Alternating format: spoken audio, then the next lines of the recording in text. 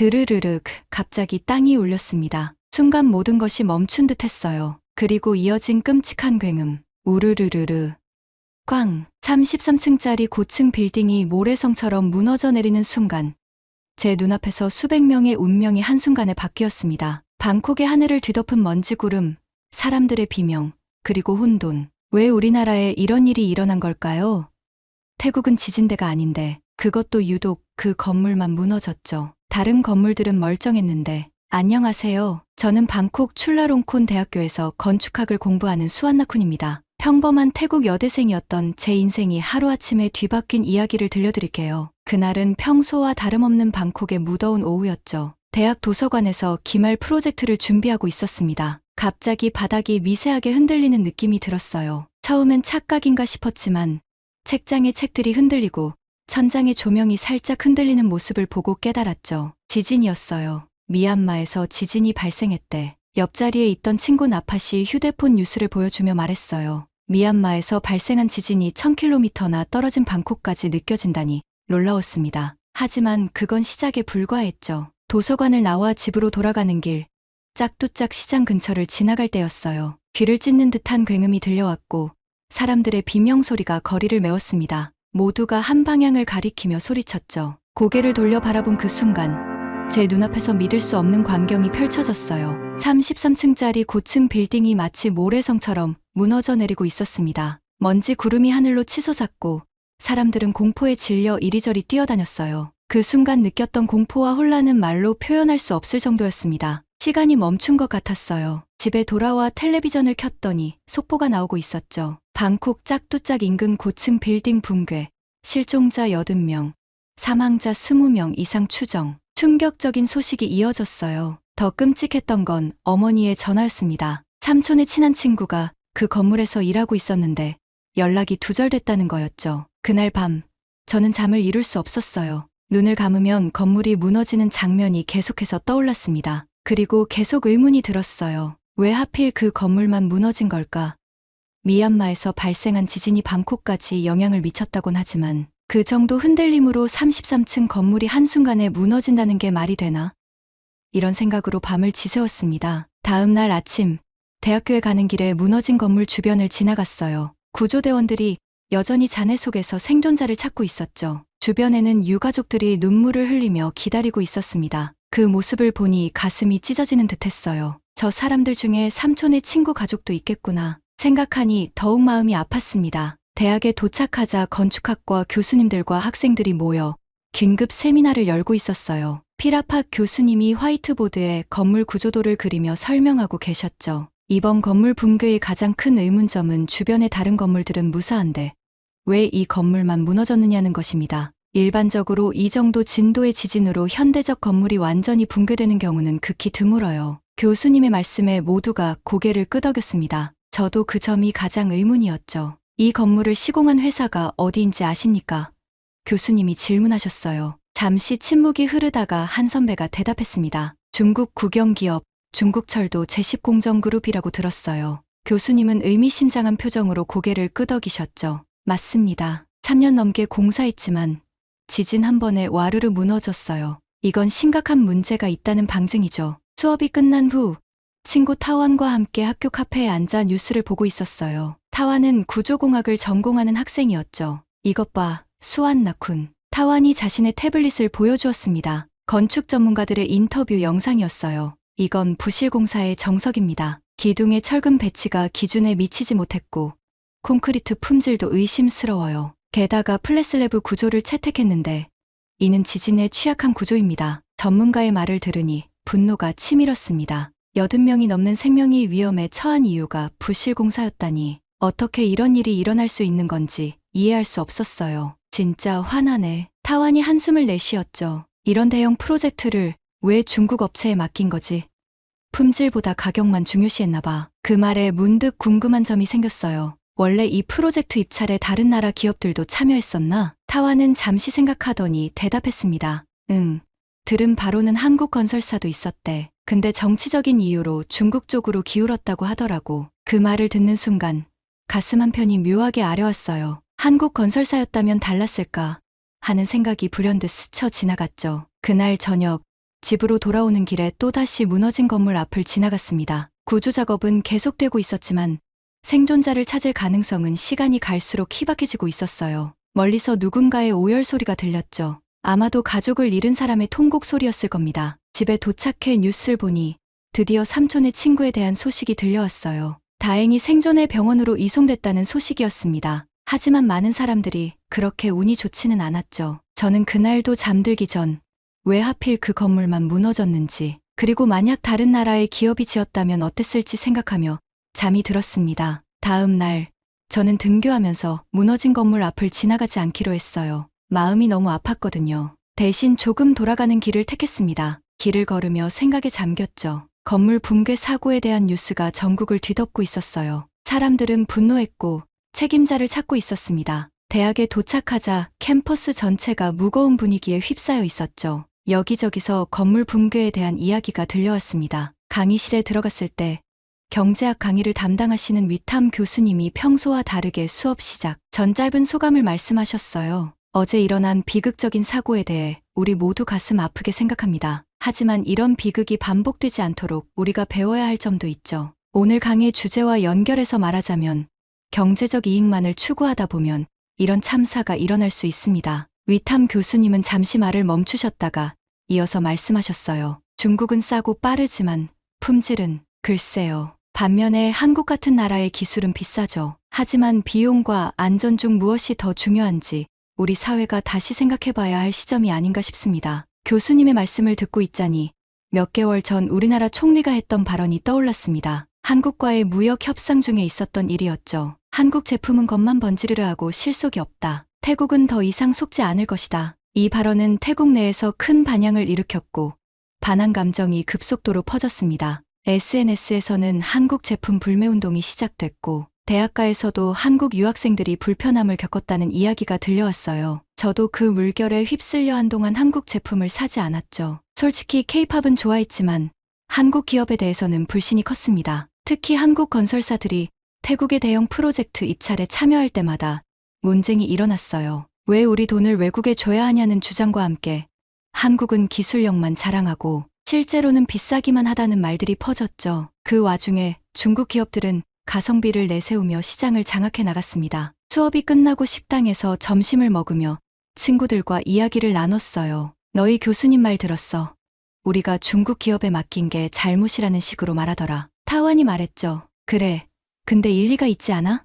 제가 대답했습니다. 이번 사고는 확실히 부실공사 때문인 것 같아. 그렇긴 한데 친구 라티가 조심스럽게 입을 열었어요. 그렇다고 무조건 한국이 좋다고 단정 짓는 건 또 다른 문제 아닐까? 총리도 한국 제품에 문제가 많다고 했잖아. 라티의 말에 모두가 잠시 침묵했습니다. 맞는 말이었어요. 그동안 우리는 한국에 대해 좋지 않은 인식을 갖고 있었으니까요. 근데 생각해보면 우리가 한국에 대해 얼마나 알고 있었던 거지?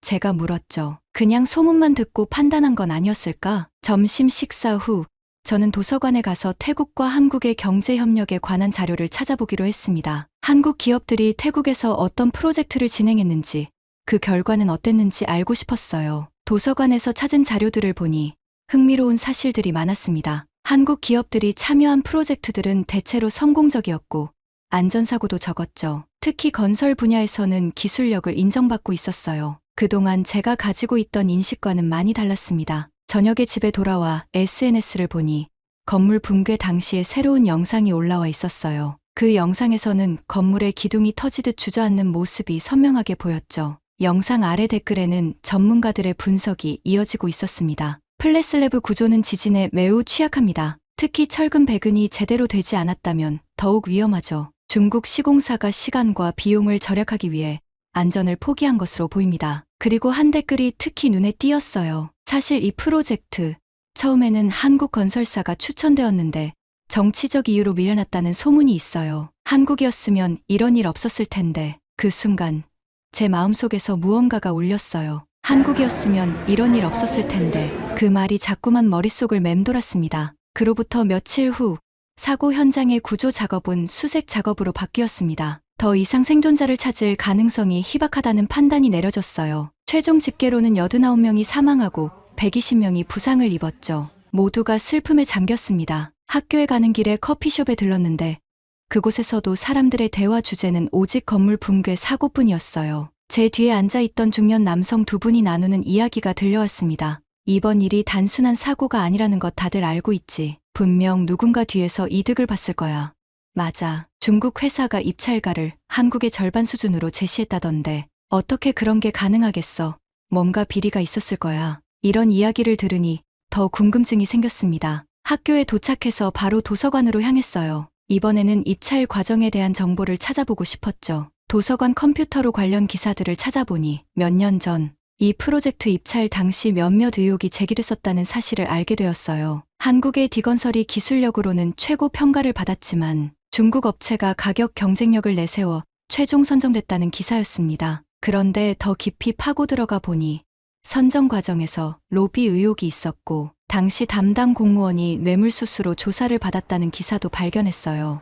이런, 저도 모르게 탄식이 나왔습니다. 89명의 목숨이 부패한 관료와 탐욕스러운 기업의 희생양이 된 거였네요. 수업 시간, 건축구조학 교수님께서 이번 사고를 주제로 특별 강의를 해주셨어요. 교수님은 프로젝터로 건물 구조도를 보여주시며 설명하셨죠. 이번 건물은 플랫슬래브 구조를 채택했습니다. 이 구조는 층간 소음 감소와 공간 활용에 유리하지만 지진에 매우 취약한 구조죠. 특히 규모 5.0 이상의 지진이 발생할 수 있는 지역에서는 추가적인 보강이 필수적입니다. 교수님의 설명을 들으며 노트에 열심히 필기했어요. 이어서 교수님은 현장에서 발견된 문제점들을 지적하셨습니다. 현장 조사 결과 기둥의 철근 배근이 설계도와 달랐고 콘크리트 품질도 기준에 미치지 못했습니다. 이는 명백한 부실 공사죠. 강의가 끝나고 질문 시간이 있었습니다. 제가 손을 들고 물었어요. 교수님, 만약 이 건물을 다른 나라 기업, 예를 들어 한국건설사가 지었다면 달랐을까요?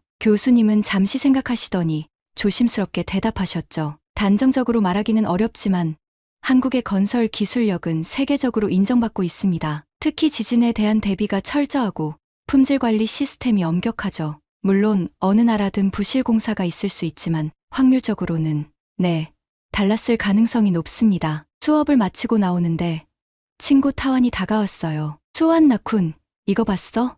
타완이 휴대폰을 보여주었습니다. SNS에 올라온 영상이었죠. 건물 붕괴 현장의 잔해에서 발견된 건축 자재들이 찍힌 영상이었어요. 이게 뭐야? 제가 물었습니다. 건물에 사용된 철근이야. 봐. 너무 가늘고 녹이 슬어 있잖아. 규격에 맞지 않는 자재를 사용한 거야. 영상을 보니 확실히 문제가 있어 보였어요. 그런데 더 충격적인 건 영상 아래 댓글이었습니다. 이 현장에서 일했던 사람입니다. 관리자들이 비용 절감을 위해 자재를 바꾸라고 지시했어요. 문제 제기를 했지만 무시당했습니다. 중국 회사가 낙찰받은 후 실제 공사는 현지 하청업체에 맡겼고 품질 관리가 전혀 이루어지지 않았습니다. 그리고 또 하나의 댓글이 눈에 들어왔어요. 사실 이 프로젝트 처음에는 한국건설사 디건설이 기술평가에서 1위였는데 로비로 중국 회사가 선정됐다는 게 업계의 공공연한 비밀입니다. 한국이었다면 이런 참사는 없었을 겁니다. 그 댓글 아래로 수많은 공감 반응이 달려 있었죠. 사람들도 알고 있었던 거예요. 저는 갑자기 목이 메어왔습니다. 89명의 소중한 생명이 단지 돈을 아끼겠다는 탐욕과 부패 때문에 희생된 거였어요. 그리고 더 가슴 아픈 건 이런 일이 충분히 예방 가능했다는 사실이었죠. 집으로 돌아오는 길에 마음이 무거웠습니다. 한국이었으면 이런 일 없었을 텐데 그 말이 계속 머릿속을 맴돌았어요. 처음으로 반한 감정이 얼마나 근거 없는 것이었는지 깨닫게 되었습니다. 우리는 진실을 보지 못하고 편견에 사로잡혀 있었던 거예요. 일주일 후 저는 친구 라티의 집에 놀러 갔습니다. 저희는 같은 건축학과 학생이지만 라티는 특히 교량 설계에 관심이 많았어요. 그날 라티가 흥분해서 저를 맞이했죠. 수완나쿤, 너 이 뉴스 봤어? 정말 믿을 수 없는 일이야. 라티가 노트북을 가리키며 말했습니다. 노트북 화면에는 웅장한 도로미가 보였어요. 아름다운 현수교였죠. 그런데 주변 풍경이 완전히 폐허였습니다. 마치 전쟁터 같았어요. 이게 뭐야? 제가 물었습니다. 차나칼레 대교야. 튀르키예에 있는 다리인데 이번에 규모 7.8의 엄청난 강진이 발생했잖아. 그런데 이 다리만 멀쩡하게 남았어. 주변은 다 무너졌는데 이 다리만 끄떡없었다고. 영상을 보니 정말 놀라웠어요. 엄청난 지진의 흔적이 역력한 가운데 다리만 우뚝 서 있었죠. 마치 강인함의 상징처럼요. 그런데 이게 왜 갑자기 화제가 된 거야? 제가 물었습니다. 라티가 웃으며 말했어요. 그게 처음에 중국 매체들이 자기네 기술로 지은 다리라고 SNS에 자랑했거든. 근데 알고 보니 시공사는 한국의 DAS와 SK의 코플랜트이었던 거지. 중국이 거짓말한 거야. 정말 황당했습니다. 어떻게 그런 거짓말을 할 수 있지? 그러게. 근데 이 일로 전 세계 사람들이 한국의 건설 기술력에 대해 다시 주목하게 됐어. 특히 지진과 같은 자연재해에 강한 구조물을 만드는 기술에 대해서. 라티가 보여준 뉴스 기사를 읽어보니 차나칼레 대교는 튀르키예 정부가 한국 건설사에 특별히 요청해서 지은 것이었어요. 튀르키예는 지진이 자주 발생하는 국가라 지진에 강한 구조물을 짓는 기술력을 가진 한국을 선택한 거죠. 이번 지진으로 수많은 건물이 무너졌는데 한국이 지은 다리는 끄떡없었다니 정말 대단하다. 제가 감탄했어요. 라티가 고개를 끄덕였습니다. 이게 바로 기술력의 차이야. 우리나라의 33층 건물은 작은 지진에도 무너졌는데 튀르키예의 다리는 7.8 강진에도 멀쩡했어. 그 순간 가슴 한편이 묘하게 아려왔습니다. 나는 태국 사람인데 왜 부끄러움은 내가 느껴질까? 그동안 우리가 얼마나 잘못된 판단을 해왔는지 깨달았어요. 라티의 집에서 나와 집으로 돌아가는 길, 머릿속이 복잡했습니다. 우리나라의 총리가 한국 제품을 비하했던 발언이 생각났어요. 한국 제품은 겉만 번지르르 하고 실속이 없다라고 했었죠. 그런데 현실은 정반대였습니다. 오히려 우리가 선택한 중국 기업의 건물은 모래성처럼 무너졌고 한국이 지은 다리는 대재앙 속에서도 끄떡없었어요. 집에 도착해서 저는 더 많은 자료를 찾아보기로 했습니다. 한국 건설사들의 해외 프로젝트에 대한 자료였어요. 놀랍게도 한국은 중동, 아프리카, 동남아시아 등지에서 수많은 프로젝트를 성공적으로 수행해왔더군요. 특히 기술적으로 어려운 프로젝트일수록 한국 기업들이 선호되었다는 점이 인상적이었습니다. 또한 한국의 안전관리 시스템이 세계적으로 인정받고 있다는 사실도 알게 되었어요. 건설 현장에서의 안전사고 발생률이 매우 낮았고 품질 관리도 철저했습니다. 이렇게 좋은 기술력을 가진 나라를 우리가 편견으로 바라봤다니 저도 모르게 한숨이 나왔어요. 다음 날 아침 뉴스를 보니 우리나라 총리가 건물 붕괴 사고에 대해 직접 언급했습니다. 방콕엔 수천 개의 건물이 있는데 왜 이것만 무너졌는가? 철저한 진상조사가 필요하다. 총리의 목소리에는 분노가 묻어 있었어요. 그리고 충격적인 뉴스가 하나 더 있었습니다. 중국 건설사의 직원들이 공사 관련 문서를 빼돌리다 체포됐다는 소식이었죠. 분명 무언가를 숨기려 했던 거예요. SNS에서는 이미 국민들의 여론이 형성되고 있었습니다. 차라리 한국에 맡겼다면 이런 참사는 없었을 것이라는 의견이 지배적이었어요. 특히 튀르키예 지진 소식이 알려진 후 한국의 건설 기술력에 대한 인식이 완전히 바뀌었습니다. 그리고 놀랍게도 우리 대학 커뮤니티에서도 한국에 대한 인식이 변하고 있었어요. 몇 달 전만 해도 반한 감정이 팽배했던 곳인데 이제는 한국의 기술력을 인정하는 글들이 올라오고 있었죠. 저는 그날 저녁 창가에 앉아 하늘을 바라보며 생각했습니다. 우리가 얼마나 쉽게 편견에 사로잡히는지, 그리고 그런 편견이 얼마나 위험한 결과를 가져올 수 있는지를 말이에요. 수십 명의 생명이 희생된 후에야 우리는 진실을 보기 시작했습니다. 한국이었으면 이런 일 없었을 텐데 이제는 그 말이 단순한 가정이 아니라 아픈 현실로 다가왔어요. 건물 붕괴 사고가 발생한 지 2주가 지난 어느 날 우리나라 총리가 직접 사고 현장을 방문했다는 뉴스가 나왔습니다. 뉴스 영상 속 총리의 표정은 분노로 가득 차 있었어요. 잔해 속에서 희생자들의 유품이 발견될 때마다 총리의 얼굴이 일그러졌죠. 이런 참사가 어떻게 일어날 수 있습니까? 방콕에는 수천 개의 건물이 있는데 왜 하필 이 건물만 무너진 겁니까? 총리가 관계자들에게 따지는 모습이 카메라에 잡혔습니다. 이어서 총리는 즉각적인 진상조사를 지시했고 책임자, 처벌을 약속했어요. 평소 냉정하고 침착한 모습만 보여주던 총리의 격앙된 모습은 이번 사고가 얼마나 심각한지를 보여주는 듯했습니다. 그날 저녁 대학 친구들과 함께 이 뉴스에 대해 이야기를 나눴어요. 총리가 직접 나섰다는 건 심각하게 생각한다는 증거야. 타완이 말했습니다. 라티가 고개를 끄덕였죠. 그럼 수십 명이나 죽은 사건인데 게다가 이제 중국 회사의 문서 은폐 시도까지 드러났으니 국제 문제로 번질 수도 있어. 문서 은폐. 제가 물었어요. 그 소식은 아직 듣지 못했거든요. 오늘 오후에 새로운 소식이 나왔어. 중국 건설사의 직원들이 공사 관련 문서들을 빼돌리다가 체포됐대. 분명 부실 공사의 증거를 없애려고 한 거지. 정말 충격적인 소식이었어요. 이미 많은 증거가 부실 공사를 가리키고 있었는데 이렇게 문서까지 은폐하려 했다니 더욱 의심스러웠죠. 다음 날 아침 대학교 게시판에 건물 붕괴 사고의 진실이라는 제목의 포스터가 붙어 있었습니다. 건축학과 학생회에서 주최하는 세미나였어요. 사고의 원인과 향후 대책에 대해 논의하는 자리라고 했죠. 저는 시간을 확인해보고 꼭 참석하기로 마음먹었습니다. 세미나 당일 강당은 학생들로 가득 찼어요. 건축학과뿐만 아니라 다른 과 학생들도, 심지어 교수님들도 많이 오셨더군요. 그만큼 이번 사고가 우리 모두에게 큰 충격을 주었다는 증거였습니다. 첫 번째 발표는 구조공학 전문 교수님이셨어요. 교수님은 건물 붕괴의 기술적 원인에 대해 자세히 설명해 주셨습니다. 이번 건물 붕괴의 주요 원인은 세 가지입니다. 첫째,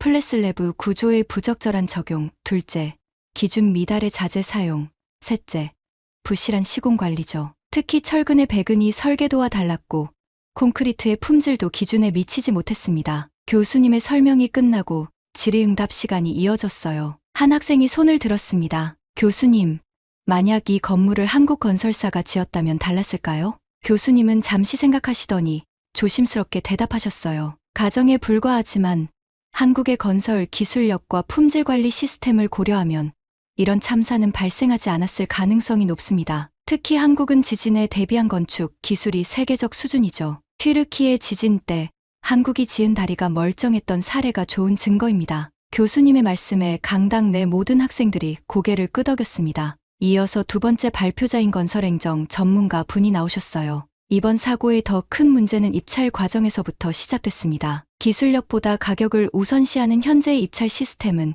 이런 참사를 불러일으킬 수밖에 없어요. 특히 로비와 부패가 개입된다면 더욱 위험하죠. 전문가의 말씀이 끝나자 청중 속에서 한 사람이 갑자기 일어났습니다. 중년의 남성이었어요. 저는 이번 프로젝트 입찰 당시 건설부에서 일했던 사람입니다.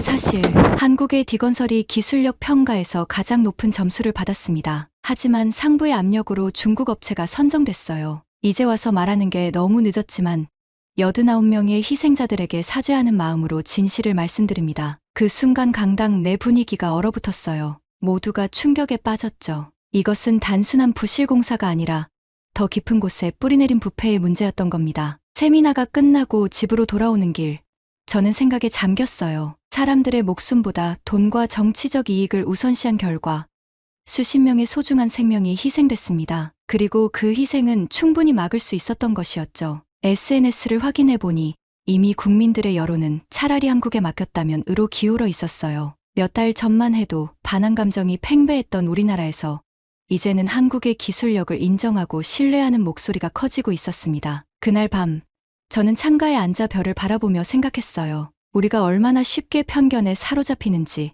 그리고 그런 편견이 얼마나 위험한 결과를 초래할 수 있는지를. 수십 명의 생명이 희생된 후에야 우리는 진실을 보기 시작했습니다. 건물 붕괴 사고 후 2주가 지났습니다. 이제 사고 현장은 대부분 정리되었고 그 자리에는 임시 추모 공간이 마련되었어요. 매일 많은 사람들이 찾아와 꽃을 놓고 촛불을 켜며 희생자들을 추모했죠. 저도 틈틈이 그곳을 찾아 묵념을 했습니다. 그날도 추모 공간을 찾았는데 한 중년 여성이 하염없이 눈물을 흘리며 사진 한 장을 보고 있었어요. 아마도 사고로 가족을 잃은 분인 것 같았습니다. 그 모습을 보니 가슴이 미어졌어요. 이 모든 슬픔이 누군가의 탐욕과 부패 때문에 생긴 일이라고 생각하니 화가 치밀었죠. 대학에 도착하니 건축학과 게시판에 새로운 공지가 붙어 있었습니다. 건축 안전과 윤리에 관한 특별 강좌였어요. 이번 사고를 계기로 개설된 강좌라고 했죠. 저는 바로 수강 신청을 했습니다. 첫 강의는 안전한 건축물의 중요성에 대한 내용이었어요. 교수님은 세계 각국의 건축 안전 기준과 시스템을 비교하며 설명해 주셨습니다. 한국의 경우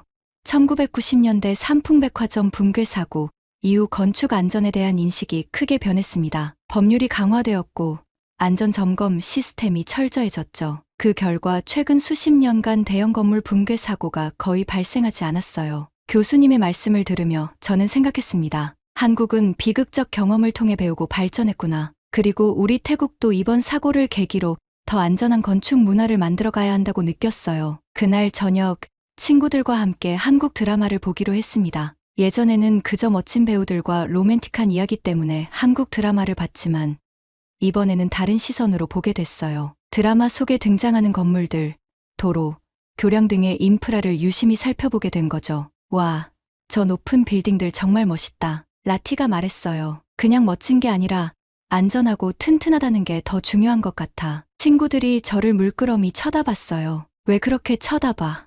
제가 물었습니다. 내가 완전히 달라졌어, 수완나쿤. 타완이 말했어요. 얼마 전만 해도 한국에 대해 부정적이었잖아. 이제는 한국의 열렬한 팬이 된 것 같네. 타완의 말에 저는 잠시 생각에 잠겼어요. 맞아요.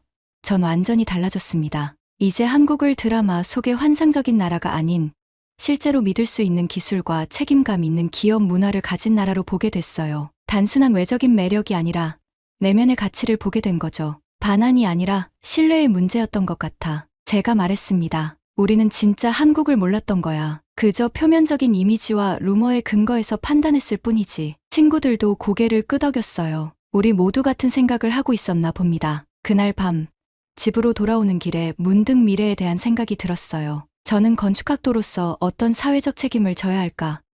이번 사고를 통해 배운 교훈을 어떻게 활용할 수 있을까? 집에 도착해서 노트북을 열고 한국의 건설 정책과 시스템에 대해 더 자세히 알아보기 시작했습니다. 놀랍게도 한국은 건설 산업의 투명성과 안전성을 높이기 위해 다양한 제도를 도입했더군요. 건설사의 이력을 공개하는 시스템, 부실 공사 적발 시 엄격한 처벌, 안전관리자의 법적 책임 강화 등 다양한 방안이 있었어요. 우리 태국도 이런 시스템을 도입한다면 생각하다 보니 문득 깨달았습니다. 이것이 제가 할 수 있는 일이었어요. 졸업 후 인프라 정책을 공부해서 태국의 건설 시스템을 바꾸는 데 기여하고 싶다는 꿈이 생겼습니다. 다음 날 진로 상담을 받기 위해 지도 교수님을 찾아갔어요. 교수님, 저는 졸업 후에 건설 정책과 관련된 일을 하고 싶습니다. 태국의 건설 시스템을 개선하는 데 기여하고 싶어요. 교수님은 놀란 표정으로 저를 바라보셨죠. 좋은 목표야, 수완나쿤. 하지만 쉽지 않을 거야. 시스템을 바꾸는 건 오랜 시간과 노력이 필요하거든.